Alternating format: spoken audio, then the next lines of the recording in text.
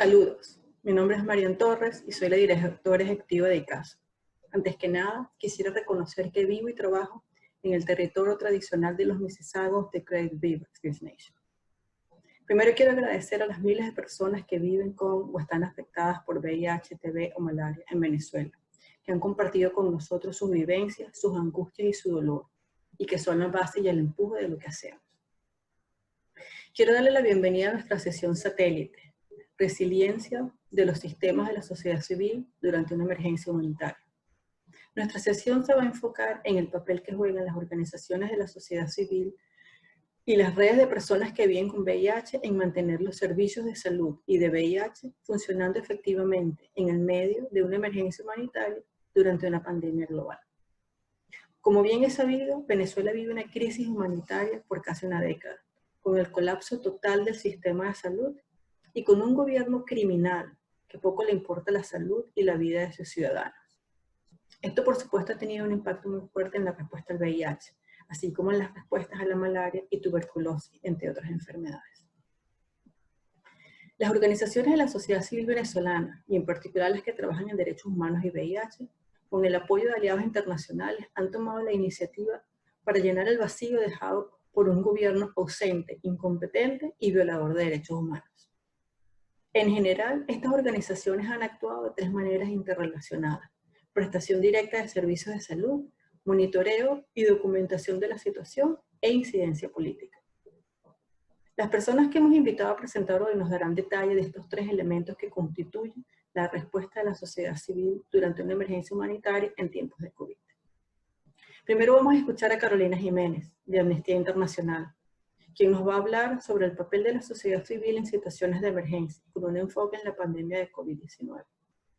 Luego Alberto Nieves, de Acción Ciudadana contra el SIDA, y Eduardo Franco, de la RBG, nos hablarán sobre la situación del SIDA en Venezuela, en un contexto de constantes violaciones a los derechos humanos y una emergencia humanitaria compleja a la que no se le ve el fin. Julia Greenberg, del Open Society Foundation, presentará sobre la importancia de la participación comunitaria y de la sociedad civil para asegurar el rendimiento de cuentas, tomando lecciones aprendidas del ejemplo de Venezuela. Jorge Pacheco, de la Liga Colombiana de Lucha contra el SIDA, nos narrará sus experiencias en las respuestas comunitarias para las personas venezolanas con VIH desplazadas en Colombia. Y finalmente, Javier Urcade Veloc, de ICASO y corresponsales clave, nos presentará las conclusiones y cerrará la sesión. Hace 2 años en Ámsterdam organizamos una serie de acciones para llamar la atención sobre la situación en Venezuela, incluyendo una sesión satélite como esta. En aquella sesión presentamos la data de un proyecto incipiente de monitoreo comunitario, que en 2 años ha crecido exponencialmente, no solo en su alcance, sino también en su calidad. Como iremos en las presentaciones de hoy, la data colectada y analizada por la sociedad civil venezolana con el apoyo de aliados globales, entre ellos ICASO, ha sido utilizada como evidencia de la crisis en distintos foros internacionales y hemos logrado que instituciones globales y donantes bilaterales y multilaterales comiencen a invertir sosteniblemente en Venezuela. Como ejemplo, quiero mencionar el Fondo Mundial de Lucha contra el SIDA, tuberculosis y malaria. Aun cuando Venezuela no es un país elegible por su estatus económico, de acuerdo con el ranking del Banco Mundial, equivocado por demás, el Fondo Mundial tomó 2 decisiones importantes. Primero, apoyar la respuesta a las 3 enfermedades, con 11 millones de dólares por 2 años. Segundo, el Fondo Mundial tomó la decisión de asignar casi 20 millones de dólares a Venezuela, basada en una excepción a la elegibilidad debido a la resurgencia de malaria. Ambas decisiones son hitos importantísimos en los esfuerzos de incidencia política de los activistas de la sociedad civil, tanto en Venezuela como alrededor del mundo. Esto es un logro significativo de la sociedad civil organizada, conocedora, preparada y conectada. Sobre esto diremos más en la sesión. Y aun cuando podemos celebrar estos logros que han salvado y seguirán salvando vidas y reduciendo el sufrimiento, tenemos que ser claros al decir que esto no es suficiente y que falta mucho, muchísimo por hacer y que contamos con cada uno de ustedes para lograrlo. Antes de pasarle la palabra a Carolina, quiero agradecer a los aliados que nos han apoyado, en particular a OEC, que desde un principio consideró que debían apoyar el trabajo de la sociedad civil para asegurar el rendimiento de cuentas de los gobiernos, instituciones y agencias, y así tener un impacto positivo en la emergencia humanitaria en Venezuela. Carolina, tienes la palabra. Muchas gracias por el espacio en el día de hoy. No cabe duda que ante una pandemia de la magnitud y con las características que estamos viviendo frente al COVID-19, la sociedad civil tiene un rol muy importante y muy relevante que jugar. Y yo quisiera expresar lo que considero son los elementos que hacen de ese rol de la sociedad relevante, de la sociedad civil, y cuáles son los principios que en este momento deben regir nuestro trabajo para seguir apoyando a todas las personas que son víctimas de violaciones de derechos humanos y para prevenir dichas violaciones. En primer lugar, la sociedad civil en un contexto como este es tremendamente relevante porque sigue teniendo el papel fundamental de denunciar.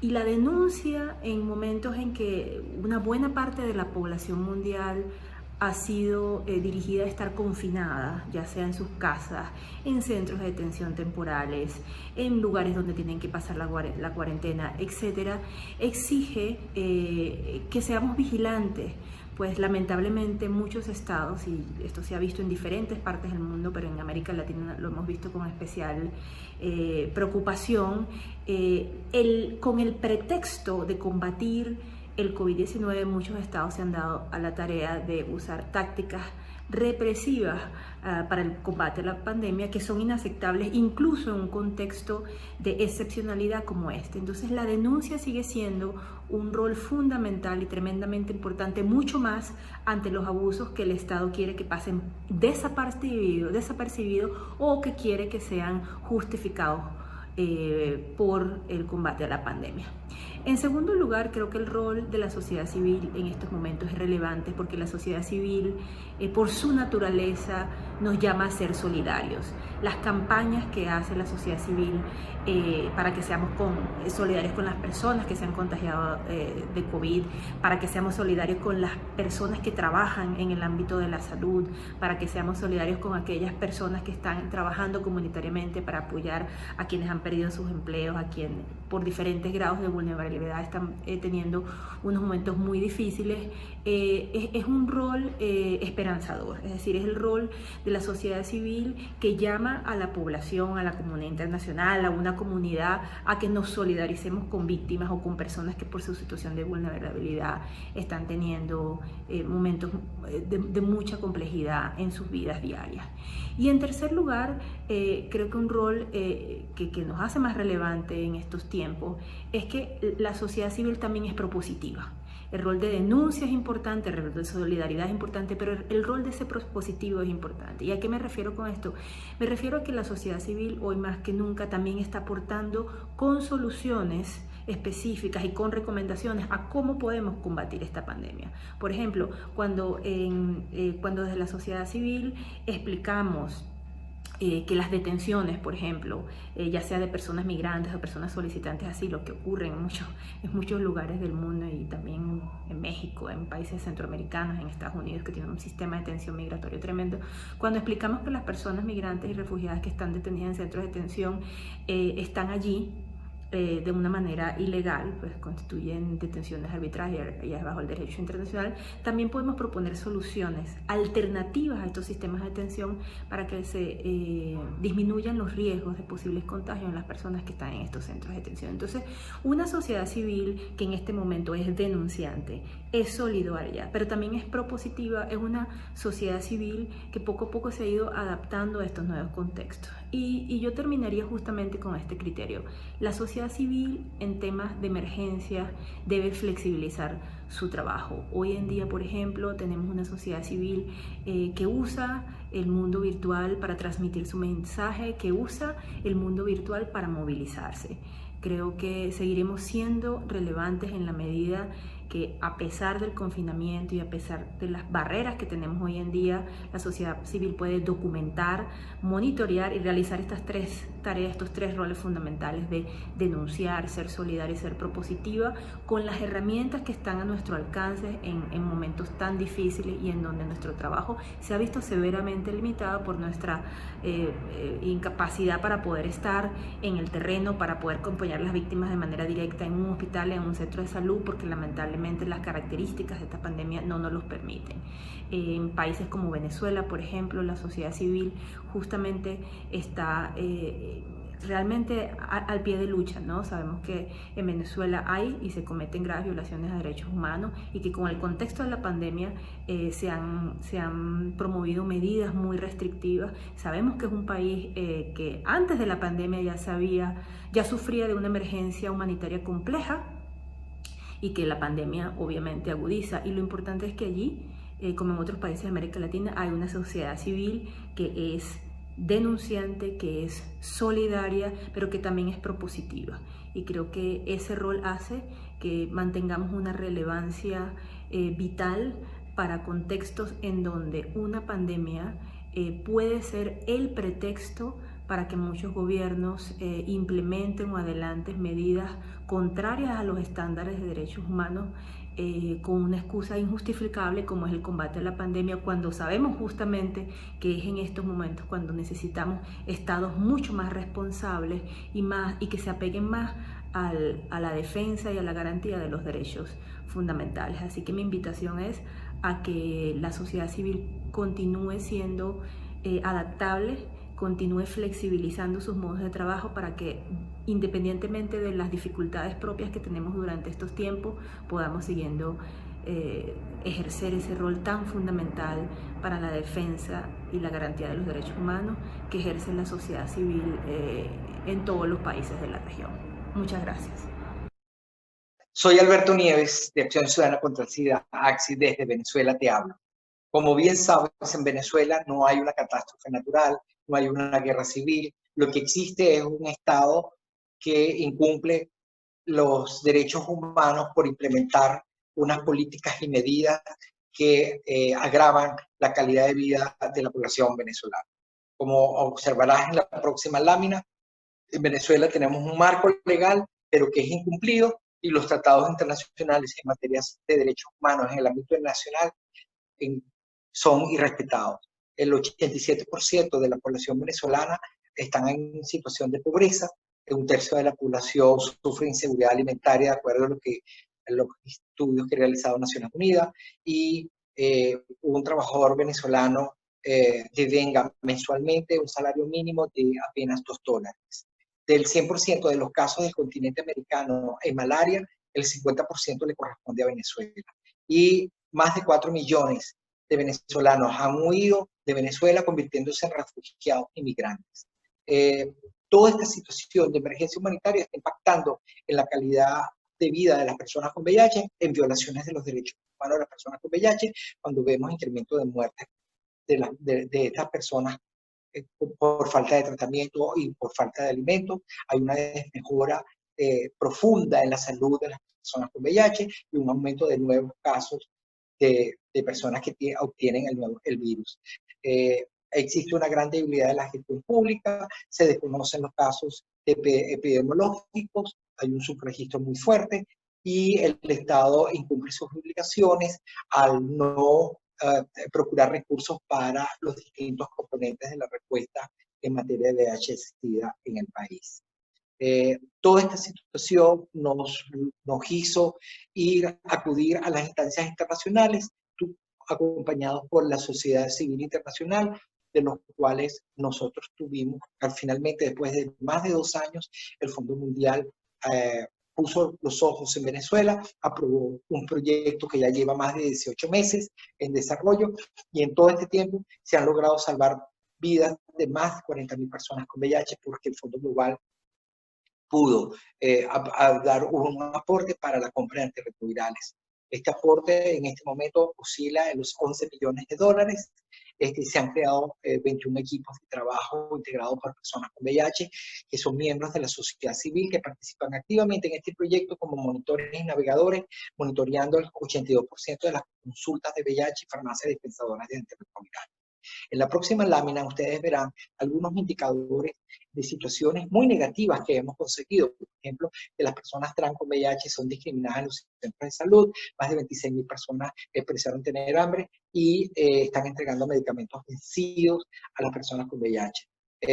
Sin embargo, el año pasado fue una gran oportunidad para la sociedad civil cuando el secretario de la Red Venezolana de Gente Positiva se pudo reunir con la doctora Michelle Bachelet, a quien se le entregó informe y se le habló sobre la situación tan grave que viven las personas con VIH en Venezuela. También se le habló a la doctora Michelet sobre el tema de la criminalización contra la sociedad civil, cuando observamos que ha habido una negativa al acceso a la información pública y también ha habido un acoso, allanamientos, detenciones, tortura psicológica y otros procedimientos arbitrarios e ilegales por miembros del Cuerpo de Seguridad del Estado. Y en paralelo a esto, nos preocupa mucho el tema del componente de prevención en Venezuela, el cual ya no existe, porque no hay ningún tipo de campaña oficial desde el año 2006. El Programa Nacional de SIDA ha reconocido que no compra condones femeninos ni masculinos, no hay reactivos para pruebas de anticuerpos y no hay ningún tipo de medicinas para el tratamiento de el ITS, y lamentablemente el Estado venezolano no hace esfuerzos para eliminar la transmisión materno-infantil en Venezuela. A continuación, les paso la palabra a mi compañero y amigo Eduardo Franco, que es el secretario de la Red Venezolana de Gente Positiva y presidente de la Fundación Mario en Carabobo. Muchas gracias. Buenas, saludos a todos desde Venezuela. La muerte sacude a Venezuela. Los nuevos casos de VIH en Venezuela han disminuido oficialmente, pero esto es causado porque no hay reactivos de manera gratuita para diagnósticos. Todos los diagnósticos que se están haciendo en Venezuela son diagnósticos tardíos porque no existe reactivos para poder hacer los diagnósticos. Hay muchas muertes que se pueden haber evitado. Hay un subregistro, no hay registro por parte del Estado de las personas que mueren con VIH en Venezuela. La Red Venezolana de Gente Positiva ha estado denunciando, sin embargo, todavía el Estado venezolano no da registros oficiales reales de las muertes en Venezuela. La situación de los centros hospitalarios en Venezuela son sinceramente horribles. Esta es la cruda realidad de nuestros centros públicos. El 77% de los hospitales no cuenta con agua. El vital líquido no lo tienen los centros hospitalarios. Están asignados y en mal estado. Las personas con VIH son diagnosticadas muy tarde. Estamos viendo sarcoma de Kaposi que hace mucho tiempo no lo veíamos. Sin embargo, el desabastecimiento y la falta de medicamentos, esto es lo que ha ocasionado personas en desnutrición, personas muy graves por la falta de alimentación. Más del 60% de las personas con VIH manifiestan tener hambre en Venezuela. La situación es tan grave que los mandan a morirse en su casa. Por más de que nosotros tratamos de conseguir los medicamentos para tratar de salvar la mayor cantidad de vidas posible, lamentablemente con esta emergencia del COVID, pues los rechazan y los mandan a morir a su casa. La situación de los antirretrovirales en Venezuela actualmente ha mejorado, pero el gobierno desde el 2016 no compra medicamentos antirretrovirales para Venezuela. Hay un 100% de desabastecimiento para medicamentos para enfermedades oportunistas, la escasez de pruebas, no tenemos medicamentos para los niños menores de 25 kilos, más de 8.000 personas salieron huyendo del país tratando de salvar sus vidas, buscando medicamentos en otros países vecinos para poder salvar sus vidas, ya que en Venezuela no existían medicamentos para las personas con VIH. Sin embargo, gracias al trabajo de la sociedad civil organizada, la sociedad civil internacional, las organizaciones internacionales, hemos logrado grandes apoyos, de los cuales hemos logrado de que en el 2019 una gran donación de medicamentos que hasta los momentos hemos atendido a más de 37.000 personas que le hemos podido lograr salvar la vida con estos medicamentos dados por el Fondo Global y otras organizaciones internacionales. Estos medicamentos, gracias a ellos, en el 2019 pudimos aumentar un 100% de medicamentos en Venezuela. También las fórmulas lácteas no hay, el Estado no ha comprado durante 4 años, de la cual gracias a A4A hemos logrado tener fórmulas lácteas para los niños recién nacidos de las madres que no pueden amamantar a su bebé. Hasta ahorita hemos logrado llegar a más de 2.000, sin embargo la fecha, el norte es llegar a más de 3.000 niños en Venezuela y poder garantizarles una nutrición básica para que puedan desarrollarse como tiene que ser. En Venezuela necesitamos y hacemos un llamado, requerimos, la sociedad civil requiere de apoyo técnico y financiero para poder enfrentar esta emergencia. Exigimos al Estado que respete los derechos humanos, que cese las persecuciones, que realmente pues, nos dejen trabajar para poder salvar vidas en Venezuela. Es urgente garantizar la protección a las personas que defienden los derechos humanos y trabajan en la salud en Venezuela, que no sean perseguidos, que no sean amedrentados, que no sean perseguidos y que podamos hacer nuestro trabajo y salvar vidas. Que nos den el acceso a los registros, ya que no nos permite hacer el registro para poder evidenciar la situación que está pasando en Venezuela. Gracias al trabajo que se viene haciendo con la Red Venezolana de Gente Positiva, AXI y otras organizaciones, hemos logrado llevar un registro que hemos podido evidenciar al mundo la grave situación que vive Venezuela. Hemos logrado articular con muchas agencias, con la Agencia de Naciones Unidas, con la Sociedad Venezolana de Infectología, asociaciones internacionales, con OPS, y hemos logrado avanzar con tratamientos antirretrovirales. Sin embargo, esto no es suficiente. Necesitamos más para poder seguir salvando mucho más vidas. Le pedimos a Naciones Unidas que mejore la respuesta hacia Venezuela, que dé una respuesta eficaz mucho más en esta emergencia humanitaria compleja que tenemos y sobre todo en esta emergencia del COVID. Es necesario que miren hacia Venezuela. Le pedimos a al mundo entero que nos ayude a poder salvar la vida de los venezolanos.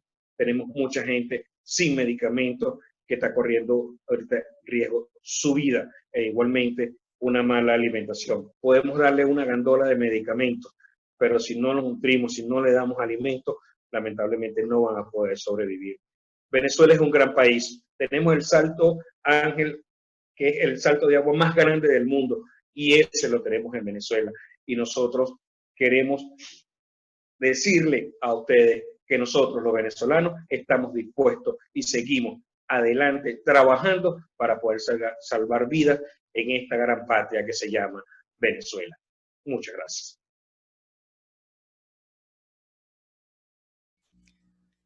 Greetings, and thank you very much for the opportunity to participate in this important satellite session. My part in the session is to talk about how community engagement is key to accountability in the fight for the right to health in Venezuela. I'll speak from the perspective of a donor. My name is Julia Greenberg, and I'm the Director of Governance and Financing in the Public Health Program of the Open Society Foundations. OSF has a long history of supporting activist and civil society organizations around the world to hold governments, donors, and international financial institutions accountable for ensuring the right to health. We're privileged to support AXI, RVG Plus, and ICASO's work to make sure that the antiretroviral treatment that the Global Fund to fight AIDS, TB, and malaria donated to Venezuela makes it to the pharmacies and eventually into the bodies of people living with HIV around the country. I'd like to start my presentation with a retelling of the amazing story of how AIDS activists engaged in an extraordinary act of global solidarity to hold the Venezuelan government and regional and global institutions to account for the health collapse and the violation of health and rights in Venezuela. When HIV rates and deaths began to soar in Venezuela, the Global Fund made two bold and exceptional decisions to spend $10 million for an emergency shipment of HIV medicines to the country. This support eventually extended to malaria as well. As a longtime board constituent of the Global Fund, I'm so proud of these decisions. The Global Fund had never funded in the country because of Venezuela's World Bank classified high income status. The board was also, of course, reluctant to fund in the country because the authorities refused humanitarian aid. Through regional and international organizing, national watchdogging, and insider-outsider advocacy game, which included exhaustive and detailed data collection by communities about the AIDS, TB, and malaria rates in the country, civil society was able to move a multi-billion-dollar institution to change its own rules and act in solidarity with people living with HIV in the country, and not necessarily in the interests of the donors who govern the Global Fund. This was a monumental achievement of civil society accountability, and everyone included in this session, except perhaps me, was key to that achievement. Civil society also assumed a central role in developing PAHO's master plan to fight AIDS, TB, and malaria. The plan, which ultimately enabled the Global Fund's contribution and the quiet political opening for external HIV funding to flow into the country. Once the Global Fund's decision was made, it was the work of Eduardo and Alberto's teams, monitoring medicine shipments, calling foul when pills languished in warehouses, and ultimately standing outside of pharmacies, documenting each pill that arrived and departed in sophisticated encrypted databases. Every person who does this work every day puts their safety on the line by reporting stockouts or sharing data that is at odds with the government reports. Showing the world that despite a repressive regime, a political deadlock, economic and health systems collapse, civil society is demonstrating its independence from the kind of social control that authoritarian leaders exert over their populations by taking humanitarian efforts into their own hands. I think this story shows us so clearly that in Venezuela, humanitarian health aid or even HIV funding is political work. At Open Society Foundations, we made the strategic decision to support local humanitarian aid in Venezuela, even though we're quite aware that our funding pales in comparison to that of donor governments and international financing institutions. We did this to support community agency and advocacy to address the health crisis in the country. And this, by the way, is pre-COVID. But importantly, we did this to provide an alternative to the scramble by various actors in the international community to wield their economic and geopolitical power in Venezuela through their deployment of humanitarian aid in hopes to initiate a political transition or to gain a political and economic foothold in the event of one.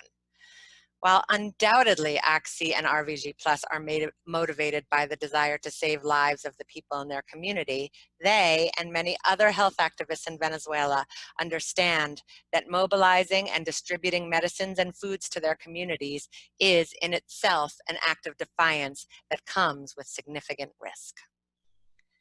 And let me end with some unavoidable observations about the COVID crisis in Venezuela.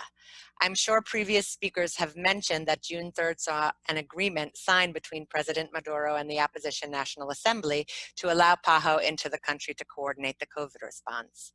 This is, of course, another clear example of how aid and politics come together in precarious moments, which require civil society to closely watch and report out to the world how aid is deployed and to play their role making sure it gets to the people who need it. But what does this mean for a negotiated solution to the political deadlock in the country? This is not at all clear. And in addition to COVID-19, there is a fear of an impending famine and a massive effort by civil society actors to get the UN to move and allow the World Food Program into the country. My colleagues at OSF, who've been working on Venezuela for a much longer time than I have, describe the current situation as a nesting doll. A crisis within a crisis within a crisis.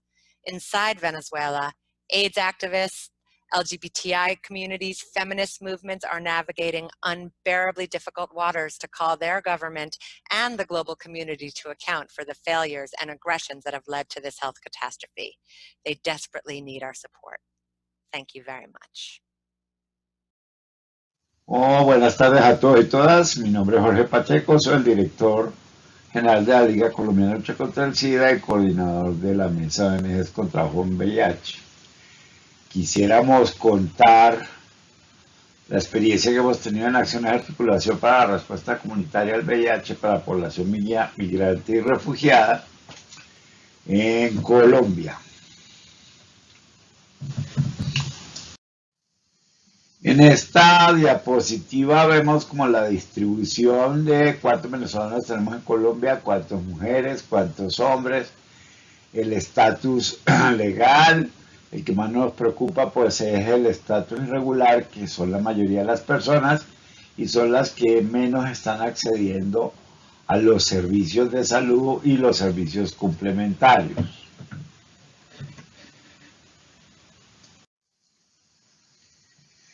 Aquí tenemos venezolanos en tránsito, venezolanos pendulares, que son aquellos que vienen a Colombia pero no residen aquí, se devuelven a su país, vienen a recibir aquí los servicios y pues tenemos una bastante fluctuación y los servicios no están dando abasto, y no solo en salud, sino en otros aspectos que vamos a ver a continuación. Entre el 2017 y 2019, la población refugiada migrante fue un total de 656 casos de personas viviendo con VIH provenientes de Venezuela, según el CIVIGILA, que es el Sistema de Información Epidemiológica de Colombia. De acuerdo con ONU-SIDA, la prevalencia es del 0.7%, y actualmente por lo menos 11.416 personas podrían estar infectadas del virus del VIH. Por otra parte, tan solo el 20% de los migrantes se encuentran afiliados al Sistema General de Seguridad Social, que estos son los regulares, y la mayoría pues se encuentran sin diagnóstico y tratamiento específico, que nos preocupa. Situación similar con otras infecciones de transmisión sexual, como sífilis, que también tiene una alta prevalencia. Los socios de esta estrategia de este proyecto que acabamos de hacer una propuesta son ICASO, IRIS Group, ACNUR y la Liga Colombiana de Lucha contra el SIDA. Es una estrategia de intervención en 5 ciudades de Colombia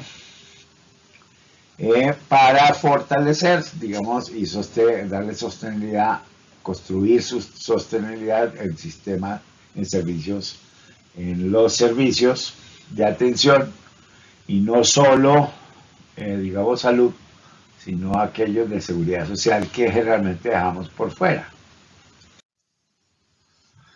Los objetivos: tema objetivo 1, acercar a refugiados migrantes con VIH en mayor riesgo de infección a servicios integrales, identificar de manera temprana, hacer un tamizaje, ojalá pudiéramos hacer test and treat, personas con mayor riesgo de infección, prevenir, hacer acciones de prevención combinada entre refugiados y migrantes de mayor riesgo, acciones humanitarias de protección social, que es las que quisiéramos dar mayor énfasis actualmente, ya que se entregan muchos medicamentos, se da tratamiento, pero estas personas se encuentran en una situación de alta vulnerabilidad, donde no tienen ni acceso a veces a vivienda, a comida, a educación, que deberían ser aspectos que debemos fortalecer en la actividad. Fortalecer respuesta comunitaria al VIH ha sido bastante complejo. En COVID se ha atendido a la mayor gente de la población, no todos con acceso a diagnóstico o un diagnóstico tardío, lo que ha permitido pues que la epidemia o la pandemia aumente, pero muchas veces por fortalecer esta respuesta de atención en COVID se ha descuidado la atención en otros aspectos, en otras patologías de las personas. ¿Qué esperamos de esta estrategia y esta propuesta conjunta del ICASO, IRIS y la Liga? La identificación de los usuarios a través de las ONG. Sabemos que las ONG son el primer punto de encuentro de las personas con, digamos, el primer servicio al que acuden.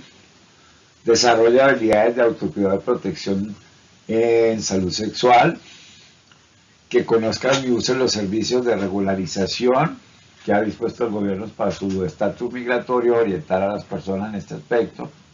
Las organizaciones sociales somos indispensables en este proceso y podemos dar una respuesta oportuna y eficaz. El proyecto pretende también contribuir a la respuesta a COVID, como les había dicho anteriormente, un apoyo comunitario como son transporte, comunicaciones, canastas alimentarias, kit de dignidad, que es una estrategia que estamos adoptando del UNFPA, que es entregar sobre todo a las mujeres canastas que tengan elementos de aseo íntimo, toalla higiénica, ropa interior, que no se tienen en cuenta en otro tipo de acciones. Muchas gracias. Bueno, muchísimas gracias a los panelistas. A mí me toca cerrar esta sesión y quería reflexionar sobre algunas de las cosas que escuchamos en este simposio, en este satélite. El primero tiene que ver con el rol de la sociedad civil, ¿no? La sociedad civil no solo como un mecanismo clave en la respuesta al VIH-Sida, la tuberculosis, la malaria y en un contexto de crisis de proveer servicios, sino la sociedad civil como un aliado y socio en el monitoreo y seguimiento de las acciones de mitigación de la crisis, que en determinados contextos es diferente en el sentido de que significa capacitar gente, movilizar recursos, poner a disposición de la sociedad civil el conocimiento y el apoyo para poder trabajar. En el contexto de Venezuela tiene una variable que también la tienen en algunos otros países, que es el riesgo. Aquellas personas de la sociedad civil que monitorean las acciones, por ejemplo en el caso del Plan Maestro del Fondo Mundial para la Tuberculosis y la Malaria, son también objetos de la violencia institucional, de la represión y todos los que estamos fuera de Venezuela vivimos con la impotencia de pensar que esta gente puede hacer cualquier cosa contra nuestros socios y contrapartes dentro del país. Y eso lo tenemos que reflexionar y Amnistía en ese sentido tiene muchísima experiencia. Y siempre nos vuelve esta pregunta, y más relevante ahora con la crisis mundial de la pandemia del COVID. ¿Estamos preparados para las crisis? Aquellos que trabajamos en salud, desarrollo y derechos humanos, ¿cuán preparados estamos para las crisis? Y la crisis no solo es movilizar recursos adicionales y demás, sino también es lidiar con cuestiones políticas, como lo hemos visto a lo largo de estos últimos meses con la pandemia de COVID. De eso se trata y de eso se trató la respuesta de la sociedad civil nacional e internacional y algunas agencias en el caso de Venezuela. La crisis sanitaria, alimentaria, política de Venezuela no fue ocasionada por un terremoto ni por una tormenta. Está realizada por políticos, está realizada por las personas. Y son las personas, probablemente otras, no las que ocasionaron la crisis, quienes la tienen que resolver. Y eso es muy difícil y genera muy poco apetito internacional para acompañar esa crisis, porque está atravesado por la política y la política internacional. Y enfrentamos muchos de nosotros los desafíos de comunicar lo que estaba pasando en Venezuela, comunicar el riesgo y la crisis que estaban atravesando. Y pensemos todos los paralelismos que hay con el caso de COVID-19, ¿no? O sea, realmente no estamos preparados en las respuestas para comunicar ni el riesgo ni las características que tiene la crisis. Y también estamos expuestos a la infodemia, que a favor o en contra de cómo se estaba resolviendo o se está resolviendo la situación en Venezuela nos afecta, como también afecta la respuesta al COVID-19. Y pensemos también que, haciendo otro paralelismo con la pandemia, la mayoría de las personas que viven en las Américas están gobernadas por personas que no están aptas ni mental ni políticamente para gobernarlas.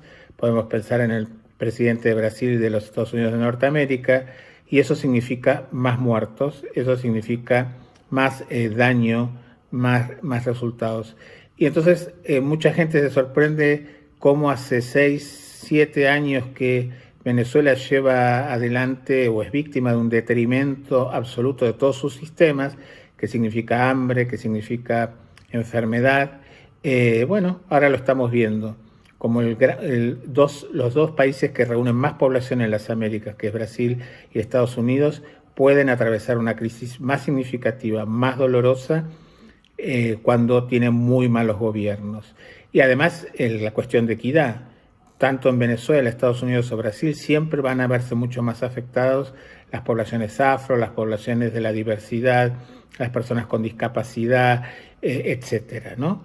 Y por último, como lo plantea brillantemente Jorge de Colombia, el tema de la diáspora.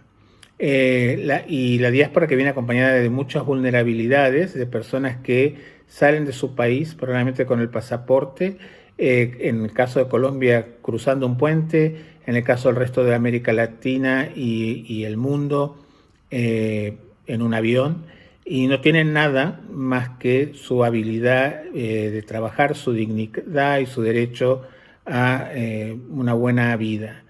Entonces, es un elemento muy importante. El COVID-19 también va a generar algún mecanismo de desplazamiento y tenemos que estar preparados para eso. Lo que viene para adelante, algún día todos esperamos, como se acabe los gobiernos delirantes de los grandes países de las Américas, también esperamos que haya un cambio en el régimen de Venezuela y empiece el proceso de reconstrucción. Va a llevar muchos años el proceso de reconstrucción porque se han perdido un sistema de salud, se ha perdido la posibilidad de prevenir oportunamente y tratar a las personas con VIH, tuberculosis y malaria, entre otros problemas de salud. Entonces nos urge tener una Venezuela libre para poder empezar el largo y tedioso proceso de reconstrucción y que para eso necesitamos el compromiso mundial de las organizaciones, las agencias y la ayuda bilateral. Les agradecemos mucho en nombre de ICASO que hayan podido participar de este satélite y agradecerles a todos los expositores que nos han dado iluminación, nos han dado luz sobre la compleja situación de trabajar en países en emergencia. Muchísimas gracias y que sigan disfrutando la conferencia.